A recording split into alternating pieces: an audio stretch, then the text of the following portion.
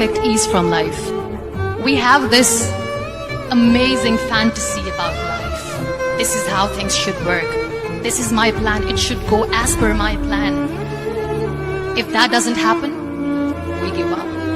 And life gives you lemons, then you make the lemonade, and then do not blame life for that. Because you were expecting ease from a trial. Trials make you a stronger, better person. Life is a trial. बिस्मिल्लाहिर्रहमानिर्रहीम। अस्सलाम वालेकुम everyone. मैं हूं अवैस नदीम और आप सब मौजूद हैं इस वक्त YouTube channel online learning with Awais. हमारा सेकेंड ईयर मैथ्स की कराची बोर्ड की प्लेलिस्ट का जो वीडियो का सिलसिला है वो चलता हुआ आ रहा है और अल्हम्दुलिल्लाह आज ये छठी वीडियो है, छठा वीडियो लेक्चर है ये। और इससे पहले जो 5 वीडियोस थी चैप्टर नंबर 2 की वो अपलोड कर दी जा चुकी है, जिसके अंदर एक्सरसाइज नंबर 2.1 को कम्प्लीटली तौर पे डिस्कस किया गया था। और लास्ट वीडियो के अंदर जो काम हमने किया था वो एक्सरसाइज नंबर 2.2 के टॉपिक नंबर 1 को और उसके लेक्चर नंबर 1 को डिस्कस किया था। ये एक्सरसाइज नंबर 2.2 का लेक्चर नंबर 1 होगा हमारे पास। अब जो टॉपिक नंबर 2 और आज के हमारे इस वीडियो का जो टॉपिक है वो है फॉर्मूला फॉर सेंट्रॉइड, और ये एक्सरसाइज नंबर 2.2 का हमारे पास टॉपिक नंबर 2 होगा। और इसके अंदर क्या चीज है इसको मैं आपको डिफाइन करने की कोशिश करूंगा। तो चलिए अपनी आज की इस वीडियो को स्टार्ट करते हैं। इस वाली वीडियो के अंदर फॉर्मूला फॉर सेंट्रॉइड समझाने के लिए सबसे पहले मैं आपको एक ट्रायंगल से बात समझाने की कोशिश करूंगा कि मेरे पास एक अगर ट्रायंगल मौजूद हो जिसके नॉर्मली मेरे पास 3 वर्टेक्स होते हैं। अब इन 3 वर्टेक्स को मैंने देखना है कि अब इन 3 वर्टेक्स के थ्रू मेरा सारा का सारा काम होगा और किस तरीके से होगा, इस बात को मैं आप सबको समझाऊंगा।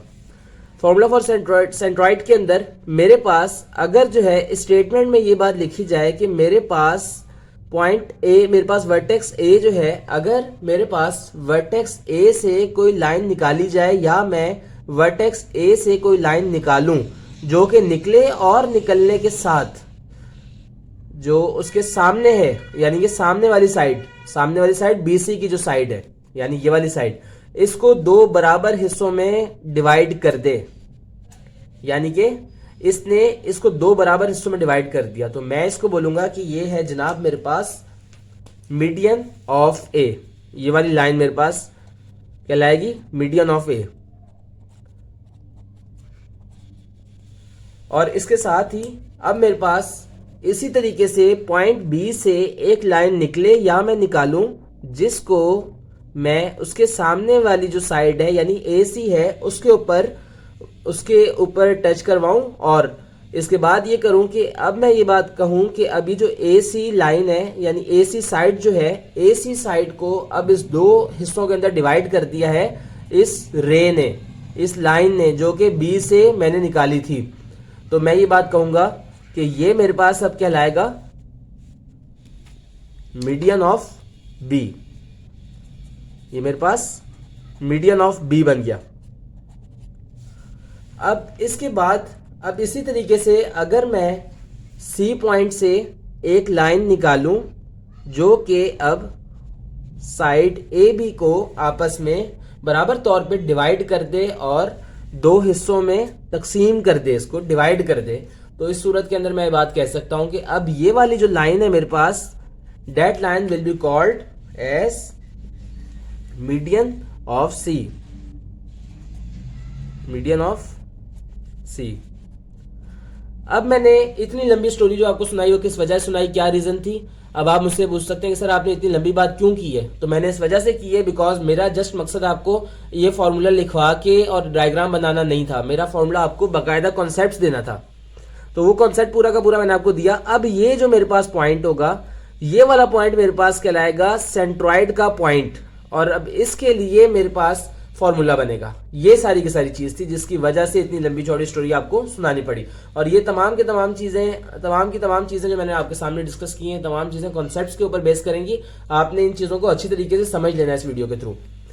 यानी अपनी बात को मैं दोबारा एक दफा एक्सप्लेन कर दूंगा, ये कि पॉइंट ए से मैं कोई लाइन निकालूं और उसको निकालूं मैं इस तरीके के साथ कि वो जो सामने वाली साइड हो उसके यानी कि BC, उसको 2 बराबर हिस्सों में डिवाइड करवा दे, तकसीम करवा दे, तो मैं ये बात कह सकता हूं कि डेट लाइन और डेट रे is called the median of A। Same इसी तरीके से पॉइंट B के लिए भी ये काम होगा और पॉइंट C के लिए भी ये काम होगा। और इनका जो इंटरसेक्शन पॉइंट होगा जहां पे ये तीनों आपस में कट हो जाएंगी, फॉर एग्जाम्पल अगर मैं यहां पे ये लिखूं तो ये वाला पॉइंट मेरे पास कहलाएगा सेंट्रॉइड पॉइंट, सेंट्रॉइड पॉइंट। ठीक है, आई होप सो कि यहां तक आप सबको मेरी बातें अच्छे से समझ में आ रही होंगी।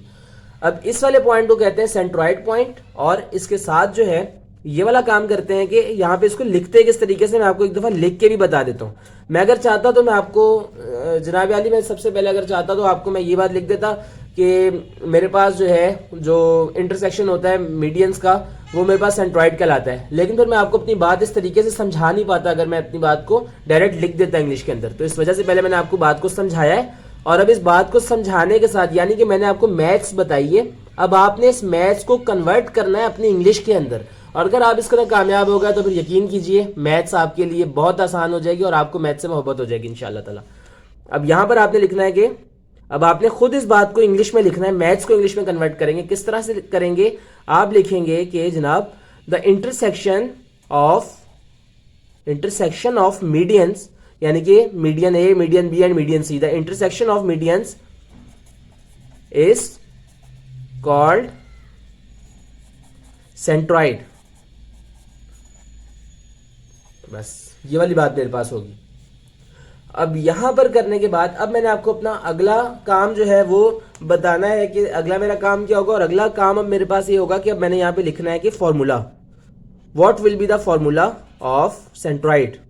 सो I will write it as C x comma y is equals to x1 plus x2 plus x3 divided by 3, comma इसके बाद मैं लिखूंगा y1 plus y2 plus y3 and divided by 3।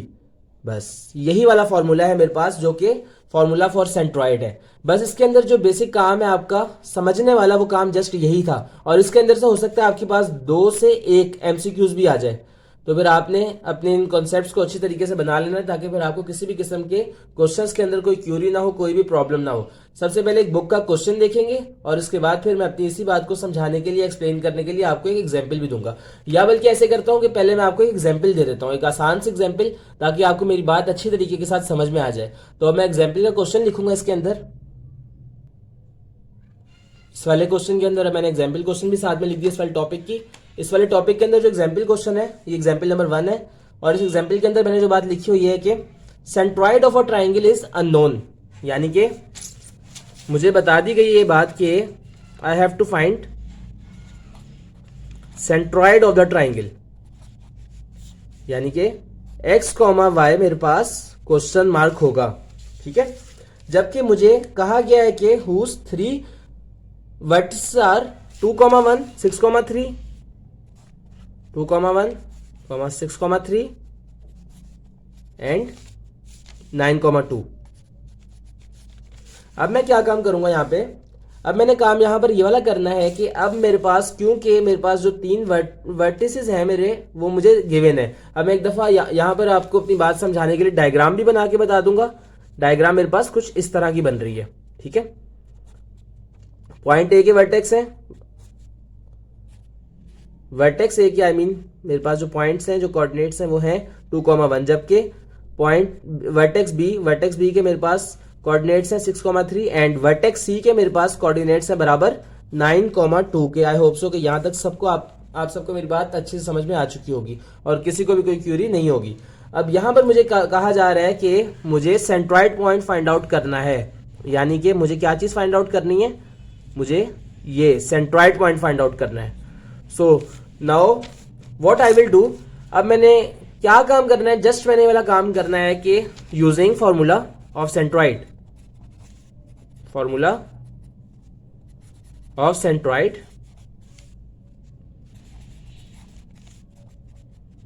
Formula of centroid एक दफा तरीके से अपने steps को शो करवा दूंगा। इसके बाद मैं लिखूंगा कि x, y is equals to x1 plus x2 plus x3 divided by 3, comma y1 plus y2 plus y3 divided by 3। अब मेरे पास x, y अननोन है, तो अब मैं यहां पर एक और काम भी कर सकता हूं कि मैं कंपेयर करवा दूं x को पूरे को इतनी चीज के और y को पूरे को इतनी चीज के इक्वल करवा दूं, कंपेयर करवा दूं. So now I will compare x with x1 plus x2 plus x3 upon में 3 और एंड यहां पे y is equals to y1 plus y2 plus y3 upon में 3. अब यहां मैंने क्या काम करना है, जस्ट ये करूंगा कि मुझे x फाइंड आउट करना था.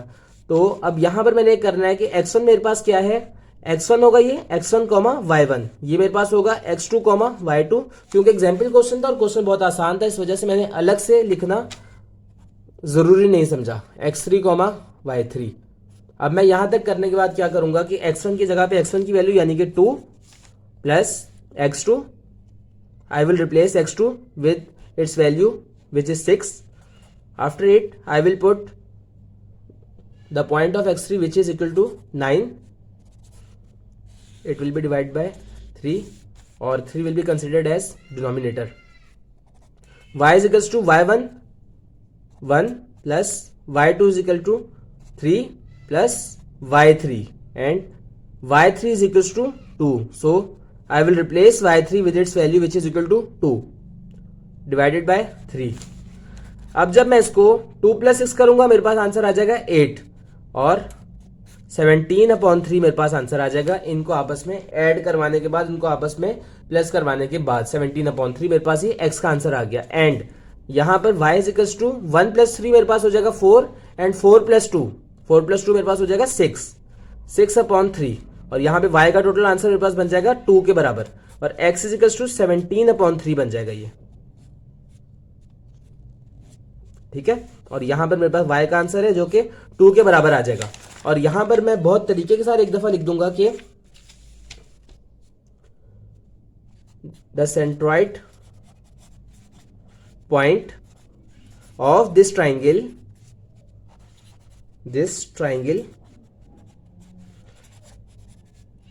Is equal to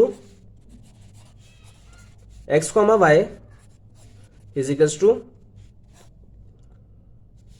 I think so के 17 था answer, 17 upon 3. So I will replace x with 17 upon 3 and comma I will replace y with 2. So I will put 2 here. और ये वाला मेरा फाइनल आंसर होगा जिसको मैंने आंसर निकाला और ये चीज मेरे पास रिजल्ट के तौर पे कंसिडर की गई है. अब यहां पर मैं क्या काम करूंगा, ये वाला क्वेश्चन मुकम्मल कर लेने के बाद ये मेरे पास आंसर हो जाएगा. अब मैं देखूंगा कि बुक के अंदर से कौन कौन से सवाल आते हैं जो कि इसके हवाले से मेरे पास इंपॉर्टेंट और कौन कौन सवाल बुक वाले होंगे जो मैंने देखने हैं एक दफा. तो इसी चीज के लिए और इसी चीज को देखते हुए अब मैं अपनी बुक को खोलूंगा और बुक को देखते ही मेरे पास जो क्वेश्चन अब आएगा एक्सरसाइज नंबर 2.2 का, अब वो वाला क्वेश्चन मेरे पास होगा 2.2 के अंदर क्वेश्चन नंबर 9 जो कि एक इंपॉर्टेंट क्वेश्चन भी है एक्सरसाइज नंबर 2.2 का और सेंट्रॉइड वाले फॉर्मूले का सिर्फ एक ही वाहिद इकलौता सवाल होगा जो कि इंशाल्लाह आई होप सो कि अब आपके लिए बहुत आसान हो चुका होगा करना. मेरे पास ये है क्वेश्चन नंबर 9. क्वेश्चन नंबर 9 है, क्या कहा जा रहा है इसके अंदर, कहा जा रहा है कि the centroid of a triangle whose two vertices are 2, 4 and 3, -4 is found to be 3, 1. अब इस वाले सवाल को पढ़ने का एक बहुत अच्छा मैं आपको तरीकाकार सिखा देता हूं, लेकिन उससे पहले मैं अपना ये वाला जो क्वेश्चन है पहले मैं इसको राइट कर लूंगा. हाँ जी, अब मैंने अपना क्वेश्चन लिख लिया, क्वेश्चन नंबर 9. और क्वेश्चन नंबर 9 के अंदर मुझे बात कही जा रही है कि the centroid of a triangle whose two vertices are 2, 4 and 3, -4 is found to be 3, 1. Find the third vertex. अब आप मुझे बोलेंगे कि सर ये तो बहुत मुश्किल सवाल है, किस तरह से करेंगे और काफी ट्रिकी लग रहा है, आपने जो कराया वो तो डिफरेंट था, ये वाला क्वेश्चन डिफरेंट है, किस तरह से करेंगे. तो अब करने का तरीकाकार ये है कि अब मैं आपको पहले तो सवाल पढ़ने का एक तरीकाकार सिखा दूंगा. सवाल आपने किस तरह से पढ़ना है, आपने जस्ट यहाँ पर ये वाला काम करना है कि बुक का क्वेश्चन नंबर 9 देखना है कि centroid of a triangle whose two vertices are 2, 4 and 3, -4 is found to be 3, 1. Find the third vertex. यहाँ पे सवाल लिखते हुए थोड़ा सा सवाल उसने मुख्तलिफ करके थोड़ा सा मुश्किल करके अपनी तरफ से लिखने की कोशिश की है, लेकिन वो इस बात को नहीं जानता कि हमें इस बात का अल्हम्दुलिल्लाह अच्छी तरीके के साथ पता है कि हमने सवाल को किस तरीके से पढ़ना है और किस तरह कंडीशंस को लेकर चलना है. तो सबसे पहले तरीकाकार ये होगा पढ़ने का कि मैं यहाँ पे लिखूंगा कि सेंट्रॉइड ऑफ अ ट्राइंगल, इसके बाद मैं इतनी चीज को छुपा दूंगा. ये मैं आपको बिल्कुल बिगनिंग लेवल पे सिखा रहा हूं ताकि आपको बहुत अच्छी तरीके के साथ चीजें समझ में लग सकें। अब मैंने इस पूरे के पूरे को इग्नोर कर देना है, ये जो मेरे पास लिखा हुआ है। और यहां पर अब मैं जो क्वेश्चन पढ़ूंगा, आप जो चीजें मेरे पास लिखी है आप उसको पढ़ने की कोशिश करें। तो आई होप सो कि आपके पास जो लिखा हुआ नजर आ रहा होगा आपको इस वीडियो के अंदर, वो होगा कि the centroid of a triangle is found to be 3,1। I hope so कि अब आप सबको मेरी बात बहुत अच्छी तरीके के साथ समझ में आ चुकी होगी। और ये वाला जो मैंने काम आपको करके दिखाया इस एग्जाम्पल के साथ, ये बिल्कुल मैंने एक छोटे से बच्चे के लेवल पे ले जाके किया जो कि 5 से 6 साल का है या फिर वो 10 साल की उम्र में इस वक्त। ये देखें, ये मेरे पास अब ट्राइंगल है। मुझे कहा क्या जा रहा है आपको बता देता हूं। मुझे बात कही जा रही है कि जो सेंट्रॉइड पॉइंट है यानी कि ये वाला पॉइंट है वो मेरे पास बराबर है 3,1 के। जबकि पिछले वाले एग्जाम्पल के अंदर मेरे पास क्या चीज थी, पिछले वाले एग्जाम्पल के अंदर मेरे पास ये वाली चीज अननोन थी, यानी कि सेंट्रॉइड पॉइंट मेरे पास अननोन था। अब मैं यहां पर क्या काम करूंगा, अब मैं यहां पे अपने जो वर्टिसेस है उनको लिख दूंगा, जो कि 2 गिवन है और तीसरा मेरे पास अननोन है यानी कि सी। ये मेरे पास अननोन है तो ये सी x3, y3 हो जाएगा। ये अननोन है। x, y नहीं लिखूंगा। क्यों नहीं लिखूंगा? बिकॉज x, y मेरे पास सेंट्रॉइड के लिए शो करवाया जाएगा इस वाले फॉर्मूले के अंदर। और मिड पॉइंट के लिए जो कल पढ़ा था, मिड पॉइंट के अंदर x, y यूज होता है मिड पॉइंट को शो करवाने के लिए। अब यहां पर मेरे पास जो a पॉइंट है वो बराबर है 2,4 के। I am sorry. और जो पॉइंट b है मेरे पास I am sorry, point B मेरे पास जो है, पॉइंट बी मेरे पास इक्वल है 3,-4 के। अब इस 3,-4 के अंदर और a 2,4 के अंदर अब मैंने किन चीजों को देखना है और क्या काम करना है, अब इस वीडियो के अंदर, अब इस सवाल के अंदर अब मैं आपको इस बात को एक्सप्लेन करूंगा। यहीं पे लिख दूंगा कुछ चीजें। पहले तो मैंने अपने तमाम जो स्टेप्स उनको शो करवाना है, बिकॉज आपको 12 दफा ये बात बताई कि सेकंड ईयर के अंदर स्टेप्स के आपके पास मार्क्स होते हैं, आपको स्टेप्स लाजमी शो करवाने चाहिए वरना आपके मार्क्स कट सकते हैं बोर्ड के अंदर। तो आप सबसे पहले यहां पर क्या लिखेंगे, आप लिखेंगे गिवन डेट। जो गिवन डेट चीजें हैं उनको शो करवा देंगे, उनको लिख देंगे। गिवन डेट चीजें क्या क्या हैं, x, y यानी centroid point is equal to 3,1। और अब इसके बाद अब जो काम आपने करना है वो वाला काम ही होगा कि अब आप यहां पे लिखेंगे अगली बात। अगली बात आपने ये लिखनी है कि अगली जो चीज आपको गिवन है वो गिवन चीज है आपको a2,4। a2,4 is equals to x1, y1। ये मेरे पास x1, y1 है, जबकि मेरे पास पॉइंट b वो है 3,-4 के बराबर। और इसको मैं कंसीडर करूंगा x2, y2 के इक्वल। अब यहां पर मैंने क्या लिखना है, now I will use formula.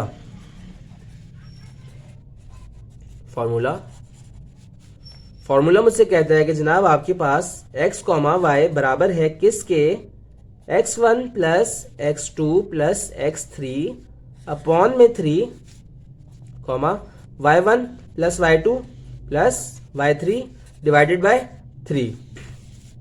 यहां पर मैं दोबारा इनको आपस में इक्वल करवा लूंगा, बराबर कर लूंगा। किस तरीके से, x equals to x1 plus x2 plus x3। मैं तमाम स्टेप्स को शो करवा रहा हूं इस वजह से ताकि आप भी इन तमाम स्टेप्स को शो करवाने में कंजूसी न दिखाएं और आप भी इन तमाम स्टेप्स को करें, क्योंकि आपको लाजमी करने, ना करने की सूरत में आपके मार्क्स कट जाएंगे। 3 और यहां पर मेरे पास क्या आएगा कि y equals to y1 plus y2 and plus y3 upon में 3। अब यहां पर आपने क्या करना है, यहां पर अब आपको पिछले वाले क्वेश्चन की तरह से x की वैल्यू को पुट करना है। x की वैल्यू क्या है मेरे पास 3। So you will replace x with its value which is equal to 3. x1 is equal to 2. So I will put 2 here and I will put x2. I will put 3 on the place of x2. 2 plus 3 and plus x3. x3 is unknown. So I will write it as it is. Upon में आ जाएगा मेरे पास 3 and y. I have the value of point y which is equal to 1. So I will replace y with 1. 1 is equal to y1 is equal to 4 plus y2 is equal to minus 4 plus y3 as it is upon में 3. Now जब 3 multiply by 3 होगा तो answer आएगा 9 and 2 plus 3 मेरे पास अब यहां पर आएगा बराबर होगा जो कि 5 के। 5 प्लस x3 और यहां पर एंड 3 मल्टीप्लाई बाय 1 मेरे पास आंसर आएगा 3 is equal to 4 minus 4 plus y का 3। आई होप सो कि यहां तक आप सबको मेरी बातें समझ में आ चुकी होंगी। अब यहां पर x3 मेरे पास जो होगा वो बराबर होगा 9 माइनस 5 एंड मेरे पास यहां पे जो इसका आंसर है वो मेरे पास बराबर हो जाएगा 4 माइनस 4 तो बराबर हो जाएगा 0 के, ठीक है, प्लस y3 और इज इक्वल टू 3। तो यहां पे x3 का आंसर मेरे पास आ जाएगा 9 माइनस 5, 9 माइनस 5 मेरे पास 4 के बराबर होगा और यहां पर 0 प्लस y3 आ जाएगा और आंसर बन जाएगा y3 is equal to 3। So I hope so कि यहां तक अब आपको पूरा का पूरा क्वेश्चन समझ में आ चुका होगा। और अब यहां पर मैं लिख दूंगा कि the point C x3, y3 is equal to 4, 3 और यहीं पर इसके साथ ही सेंट्रॉइड वाले क्वेश्चन का जो बुक्स के जो बुक के तमाम क्वेश्चंस थे कराची बोर्ड की बुक के, अल्हम्दुलिल्लाह वो तमाम यहां पर मुकम्मल हो चुके हुए हैं और यहीं पर हमारा लेक्चर भी मुकम्मल हो चुका है। आई होप सो कि आप सबको यहां तक तमाम बातें समझ में आ चुकी होंगी और किसी भी किस्म की कोई भी क्यूरी नहीं होगी। ये वाला क्वेश्चन एक इंपॉर्टेंट क्वेश्चन है, अगर आपको इसमें कोई भी क्यूरी अभी भी है तो फिर मैं आपको दोबारा समझाने को तैयार हूं। एक दफा मैं आपको रिवाइज करवा देता हूं क्वेश्चन का कॉन्सेप्ट के क्वेश्चन में कहा क्या जा रहा था। मुझे क्वेश्चन में कहा गया था कि the centroid of a triangle are, अब इतनी चीज को मैंने छुपा देना है, इतनी चीज पढ़ने के बाद इसको छुपा दूंगा और अब मैं पढ़ूंगा कि मेरे पास क्या लिखा हुआ है, इज फाउंड टू बी 3,1, यानी कि अगर मैं इतनी चीज को छुपाऊं तो मेरे पास बन जाएगा centroid of a triangle is found to be 3,1, यानी कि मैं सीधा सीधा लिख दूंगा कि सेंट्रॉइड ऑफ अ ट्राइंगल यानी कि x, y, मेरे पास हमेशा x, y होता है सेंट्रॉइड ऑफ अ ट्राइंगल। तो अब मैं लिख दूंगा कि x, y is equal to 3,1। I hope so कि आप सबको मेरी बात समझ में आ चुकी होगी कि मैं आप सबसे क्या कहना चाह रहा हूं। x, y is equal to 3,1 और यहां पर अब नेक्स्ट काम मैं करूंगा, अब बाकी चीजों को लिखूंगा। मुझे बाकी चीजें क्या दी गई थी, हुज 2 वर्टिसेस आर, जिसके बाकी वर्टिसेस हैं किसके बराबर हैं, 2,4 एंड 3,-4। तो मैंने यहां पे a को 2,4 और b को 3,-4 लिया और अब मुझे कहा जा रहा है कि फाइंड द थर्ड वर्टेक्स, यानी कि CX3, y3 जो मेरा थर्ड वर्टेक्स है, अब मुझे उसको फाइंड आउट करना है। तो किस तरह से फाइंड आउट करूंगा मैं, यहां पर मैं लिखूंगा x1, y1 a 2,4 लिखूंगा, यहां पे b 3,-4, यहां पे now I will use formula and after using the formula I will put all the values of x1, x2 and x3 on their places and after it I will replace y1, y2 and y3 with their respective points। और इसके बाद मैं क्या काम करूंगा, अब मैं बस ये वाला काम करूंगा कि यहां पर मैं x की वैल्यू को पुट करूंगा और यहां पर इसके साथ पूरी कैलकुलेशन करके x3 का और y3 का आंसर निकाल लूंगा। और आई होप सो कि आप सबको ये वाला काम पूरा का पूरा समझ में आ चुका होगा और आज के इस लेक्चर का यहां पर अब इख्तिताम करते हैं। आज की वीडियो थोड़ी छोटी थी बाकियों के मुकाबले में, बिकॉज आज का जो काम था, आज के काम के अंदर जस्ट एक ही फॉर्मूले को डिस्कस करना था और एक ही बुक के सवाल करवाया मैंने और मैंने कोशिश की इसके साथ साथ कि मैं आपको एक और एग्जाम्पल क्वेश्चन भी करवा दूं, एक और एग्जाम्पल क्वेश्चन करवाऊं। क्यों करवाऊं एग्जाम्पल क्वेश्चन, ताकि आपको मेरी बात बहुत अच्छी तरीके के साथ समझ में आ सके। मेरी हमेशा आप सबसे कोशिश होती है, आप सबके साथ मेरा हमेशा एक ये पढ़ाने का इत्तेफाक होता है और मेरी ये हमेशा ख्वाहिश होती है कि मैं आपको जो चीज़ पढ़ाऊं यूट्यूब के ऊपर इस तरीके से पढ़ाऊं जिस तरीके से मैं फिजिकल क्लासेस में, कोचिंग्स वगैरह में पढ़ाता हूं और मैं आपको बहुत अच्छी तरीके के साथ चीज़ों को इलेबोरेट कर सकूं, एक्सप्लेन कर सकूं, बिल्कुल इस तरीके से जैसे मैं आपको फिजिकली तौर पर लेकर चल रहा हूँ। तो मेरी तरफ से पूरी कोशिश होती है, अगर आपको मेरे पढ़ाने का अंदाज अच्छा लगता है या फिर कोई भी और बात आपको अच्छी लगती है तो फिर आप उस चीज़ को चाहे सराहें या ना सराहें, मुझे इस बात से कोई फर्क नहीं पड़ता है। लेकिन अगर आप मुझे कुछ सजेशंस देना चाहते हैं तो फिर आप काइंडली मुझे सजेशंस लाजमी दीजिएगा। अगर आपको मेरी टीचिंग के अंदर कोई बुराई नजर आती है तो आप काइंडली उसको जरूर मेंशन कीजिएगा। ये मेरी आपसे रिक्वेस्ट होगी कि आप मेरी बुराई को लाजमी मेंशन करें, तारीफ बेशक आप ना करें, मुझे इससे कोई गर्ज नहीं है, लेकिन मैं ये चाहता हूँ लाजमी कि अगर आपको किसी किस्म की कोई भी क्यूरी है मेरी टीचिंग के स्टाइल के अंदर या फिर कोई आपको परेशानी है किसी टाइप की, तो फिर आप लाजमी मुझसे चीज़ें डिस्कस करें। कमेंट सेक्शन के अंदर आप मुझे तमाम वो चीज़ें बता सकते हैं जो आप कहना चाहते हैं और मैं आपके तमाम पॉजिटिव कमेंट्स को बहुत ज़्यादा सराहूंगा और मैं इंशाल्लाह कोशिश करूंगा कि आपके तमाम सजेशंस को जिस तरह से आप कह रहे हैं उसी तरीके से फॉलो कर सकूँ। तो बस अब आज की इस वीडियो के लिए इतना ही। अब आपसे इजाज़त चाहूँगा इसी चीज़ के साथ कि आप हमें सपोर्ट करते रहें, हमें सपोर्ट देते रहें, कीप सपोर्टिंग, कीप शेयरिंग और अगर आपको कोई भी चीज़ पसंद आ रही है तो आप दूसरों को भी इस पैगाम को पहुंचाएं, क्योंकि इल्म को बांटना सदका जारिया है। अब आपसे मुलाकात होगी इंशाल्लाह ताला एक्सरसाइज नंबर 2.1 के टॉपिक 2.2 के टॉपिक नंबर 3 के अंदर, जो कि अब हमारे पास होगा फार्मूला फॉर इन सेंटर। तो अब आज की इस वीडियो के लिए इतना ही। अल्लाह हाफिज़ व नासिर, फ़ी अमानिल्लाह।